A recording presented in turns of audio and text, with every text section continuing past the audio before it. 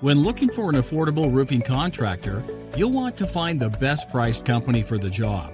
A roofing contractor is the professional who will be responsible for repairing or installing a new roof on your home. To ensure the job is done properly and according to the standards, you need to make sure that you hire the person who is right for the job you need done. Whether you are building a new home, renovating an existing home, needing a full roof replacement, or repairing damages that have been left behind after severe weather, there are multiple reasons you may need a roofing contractor. Let's look at a few questions that you should ask a potential roofer before they begin doing work on your home. Is the professional licensed? Does the roofer carry liability insurance? Will they do free estimates and quotes? Will they provide referrals? Here are a few more tips to help you in your search for roofing contractors in my area near me. Things to consider when selecting an affordable roofing company or contractor. Experience.